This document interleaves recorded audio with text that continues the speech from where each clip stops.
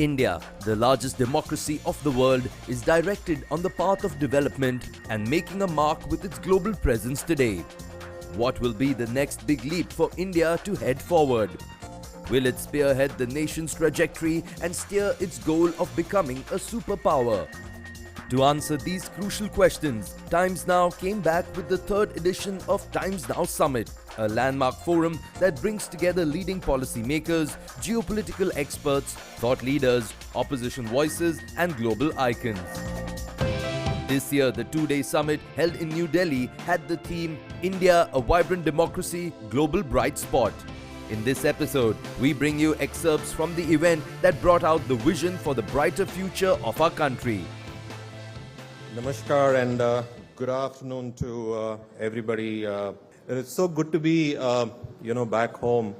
I've been on the road for almost about 45 days and, visited almost about 6 to 7 different countries. I just returned, last night, and all I can say is, "Sare jahan se acha Hindustan hamara," So it's really my pleasure to be here and speaking to you all. Thanks to all the dignitaries, to all the speakers, for sharing the thoughts on India's progression. Let me share my view, okay? And this October, the International Monetary Fund, and this was also stated by our Honorable Home Minister, said that India would be the world's fastest growing economy. In fact, the global bright spot. Now, India's approach to a diversified economy in multiple sectors such as healthcare, manufacturing services, and infrastructure, will continue attracting investments that will help generate employment in the formal sectors, eventually creating a sustained growth cycle. Well, you heard that the Indian government has long-term plans to make sure India becomes a more significant player both geopolitically and financially. The recent report from Morgan Stanley to re-emphasize India's potential to be the world's third largest economy by 2027, where India can add $400 million to its GDP per year. What this means is that the Indian economy is much less at risk and less exposed to the fluctuations of the global economy, and the country has a better chance of weathering any storms compared to the developed economies which are heavily exposed to the ebbs and flows of the global economy. The centers of efforts to attract investment would also result in more formal sector employment and help create a sustained growth cycle. Not to forget that India's working age population is also growing. As per the CII report in 2020, about 900 million people, which is almost 67% of the total population, is in the working age group of 15 to 64, and which is expected to expand by another 100 million by 2030.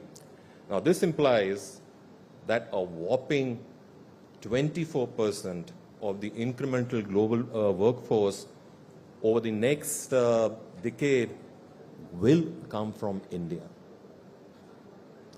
The CI report also stated that the golden period of 30 years between 2020 to 2050, where our working age population will bulge, can be an important horizontal enabler to, support the growth even as the world develops. Okay.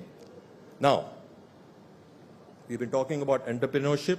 Now, building entrepreneurship and small micro businesses in India should be a focus for the future growth.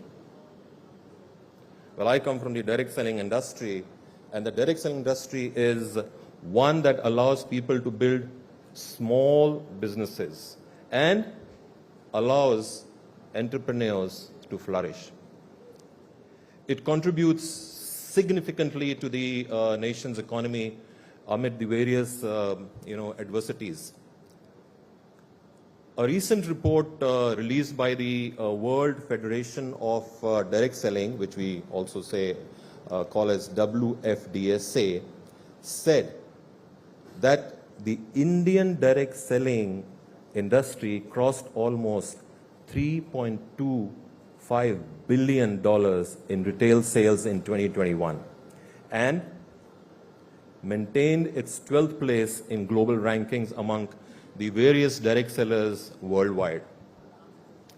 Now, ladies and gentlemen, this proves that the direct selling industry is flourishing, and it illustrates its potential with the continued growth rate, increasing at an average impressive rate of almost 12.1% year on year. Now, direct selling, has a long history of substantially contributing to the economy and supporting millions of Indian livelihoods.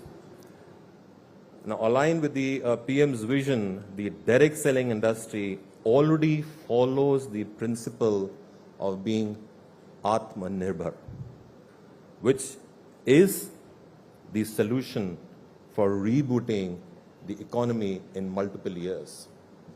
The Eat Right, India movement is one such initiative from the Government of India and the Food Safety and Standards Authority, FSSAI, to transform the country's food system to ensure safe, healthy, and sustainable food for all Indians. With FSSAI, Herbalife Nutrition has implemented the Eat Right campaign on almost 40 campuses, including state secretariats, ISRO campus, police training centers, Air Force camps, universities, colleges, and railway station canteens.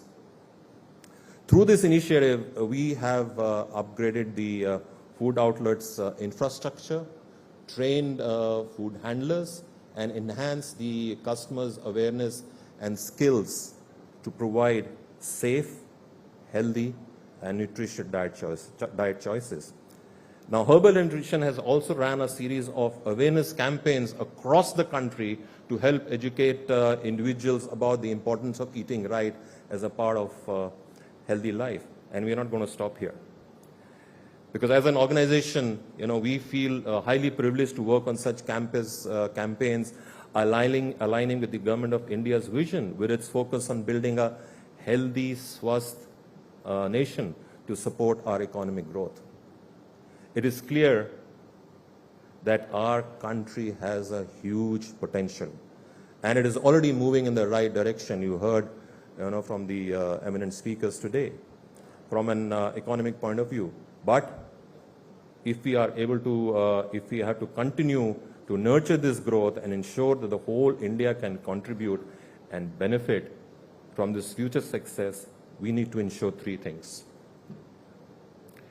We create the right environment for our entrepreneurs to flourish and for small and medium-sized businesses to grow as engines of our economy.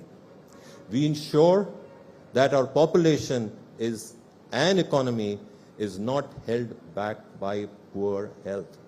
We recognize that this has to be a joint effort. Industry, government, NGOs, academia, and science. Collaboration is going to be the key to our success. So, ladies and gentlemen, if we can do it, I have no doubt India will be a bright spot for many years to come. So let's aim for Atmanirbhar Bharat, Swasth Bharat. Thank you, and Jai Hind to everybody. Thank you so much. Thank you.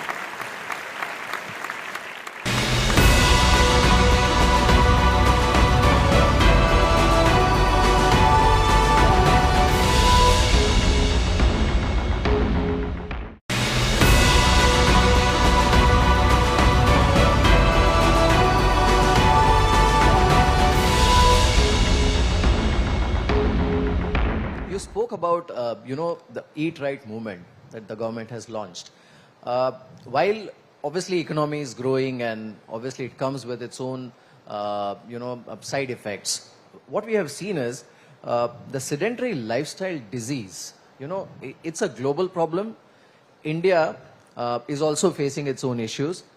That also results in much more awareness and consciousness about eating right, eating healthy, eating nutritious food, right? So how is this whole dietary supplement market behaving in India? Meher, this has been, we have observed that over the many years, the fast-paced life which everyone is living, this has been a trend that, unhealthy eating habits, but more so in the last couple of years and during the challenging times which we faced in the last 3 years, people have become much more aware of, the good nutrition, about wellness, okay? And one is not saying that, nutrition is important, and the nutraceuticals play an important, part as far as the gaps which are there of, eating right. I mean, what is the gap between eating the 3 meals which we have and completing the full nutrition? So the nutraceuticals or the supplements provide that, ideal nutrition between the gap which is there. It fills the gap, and it plays an important role. Right. What we have seen in India also is the nutraceutical industry's growth rate. It has sort of witnessed a quantum leap. And if we look at the global trend, the way this whole segment is growing in India, it looks very promising. You do have global footprint, so you will be in a much better position to give us a sense that how is this industry progressing in India, behaving in India compared to the rest of the world? Well, Meher, the fundamentals of the Indian economy are strong, and the local consumption has bounced back, and nutraceuticals is a part of it. Okay, and like I said earlier, also the sedentary lifestyle, the awareness which has happened in the last couple of years is definitely playing an important role on people becoming much more much more awareness about the nutraceuticals. Okay, now let me quote here: the social media statistics reveal that the nutraceutical market, in India, is currently the global leader, and the market size of around 4.5 billion US dollars, and the rising demand is expected to drive it to almost about 18 billion US dollars by 2025. Okay, and like I said, the awareness is creating a much more demand for these particular nutraceutical products in the country today. Right. Now, Ajay, what we have seen is, there are many products in the market and different kinds of supplements, right from immunity booster to, and various stuff. I won't get into the categories. But in a growing country and relatively younger country like India, the targeted nutrition products like macro, micro, and sports nutrients, they all are there. How critical it is to actually, select the right product for you. That is one. And second is, as a category, what is the potential in these products? The fact is that, most of us are living a very unhealthy lifestyle, okay? Today's world has become... At least looking at you, I don't think so, but anyway. Oh, you're trying very hard to reveal my age, but let's keep it to, I shared it with you, okay? But most of us are, living a very unhealthy lifestyle and, and a fast-paced life, unhealthy eating habits, junk food, and, it's... So, like I said, there are a lot of players in the market, and but what I would advise to the consumers is that, look at the branded products, okay? Look at products which give you the proper information, what to consume and what not to consume.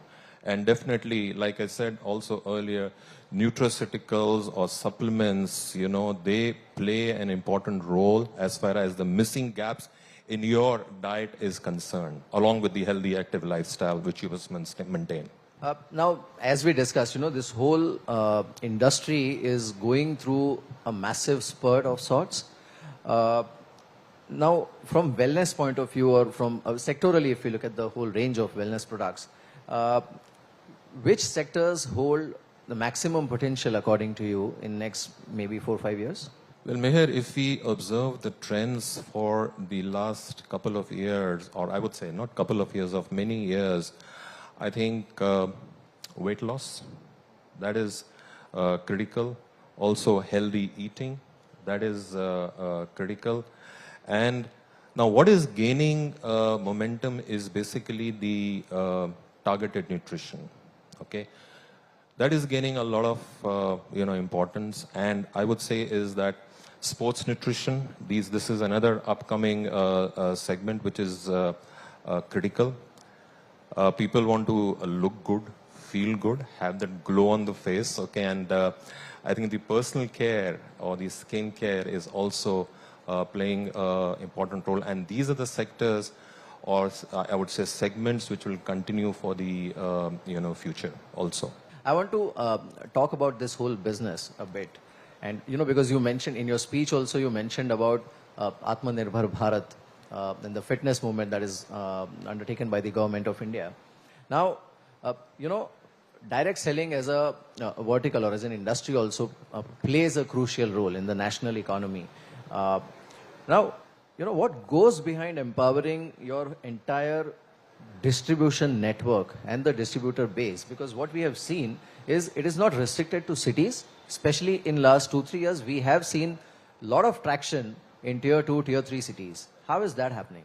So first of the things, Mihir, as an organization, Herbalife Nutrition is expanding its network into the tier 2 and the tier 3 cities, because that's one area where we are seeing that the growth and the awareness of not only the direct selling industry about looking good, about wellness is on the increase also. And we are also investing into R&D into India, and we recently set up an R&D center in Bangalore so that we can localize our products and bring localized products to the Indian market.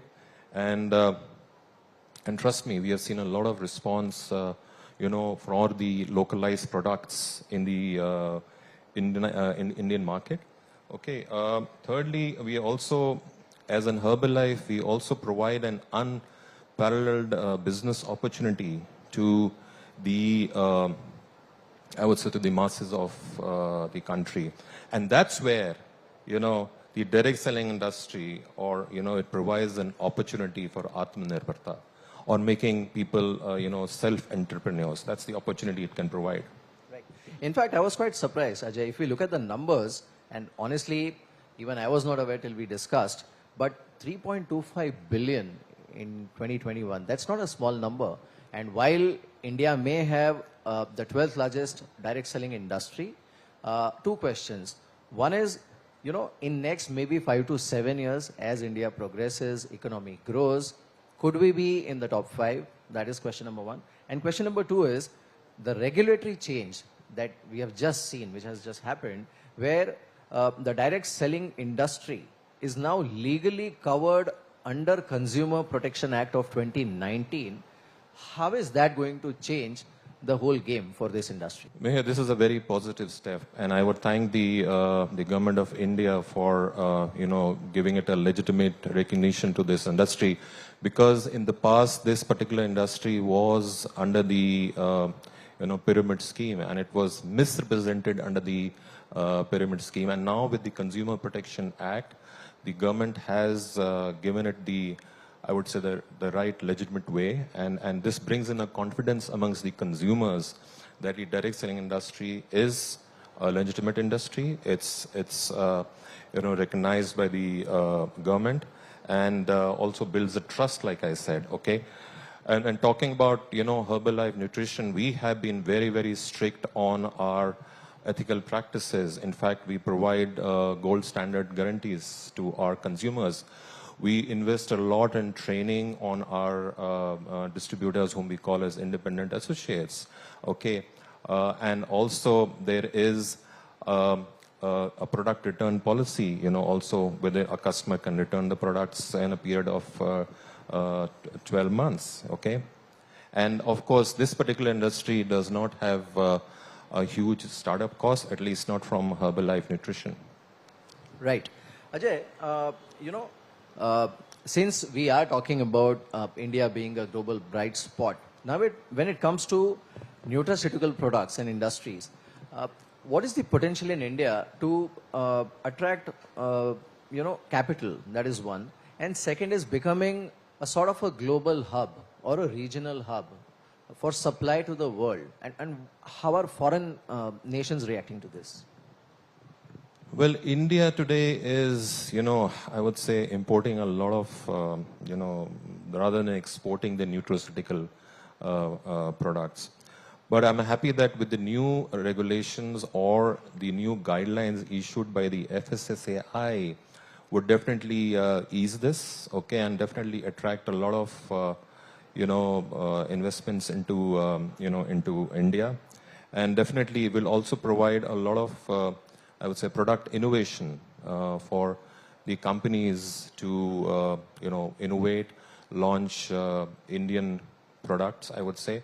I mean, at Herbalife Nutrition, we try to source all our products through the local vendors, okay? It's truly made in India, products in India, okay, for us.